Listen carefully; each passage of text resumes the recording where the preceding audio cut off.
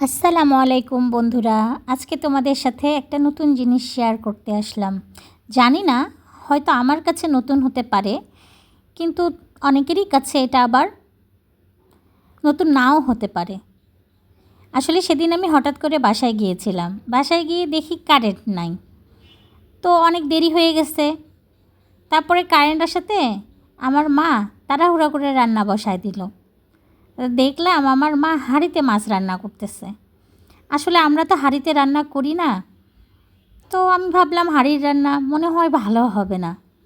কিন্তু আমার মা যখন রান্না করলো, রান্না করতে করতেই আমার খিদে পেয়ে গেল। রান্নার কালার, গন্ধ সব কিছু মিলে অসাধারণ। পরে যখন আমি খেলাম, আমার কাছে অমৃত মনে হলো। আর আমি আমার মায়ের রান্না সবচেয়ে বেশি পছন্দ করি। তো তোমরা কে কে নিজের মায়ের হাতের রান্না পছন্দ করো? আমার মনে হয় যে সবাই নিজের মায়ের হাতের রান্না সবচেয়ে বেশি পছন্দ করে, কারণ মায়ের হাতের রান্না বলে কথা।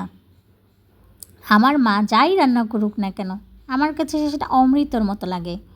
আর আমি মাছ খেতে বেশি পছন্দ করি।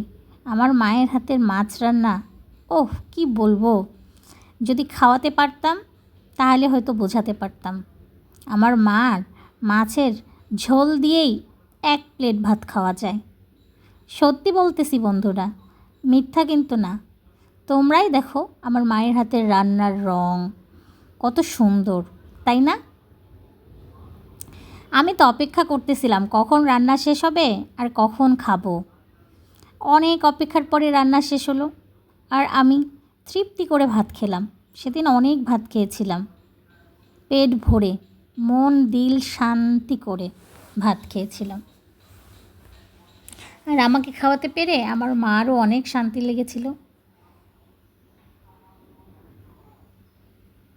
আমি নতুন, সবার কাছেই একটাই রিকোয়েস্ট, সবাই আমার ভিডিওগুলো দেখবেন।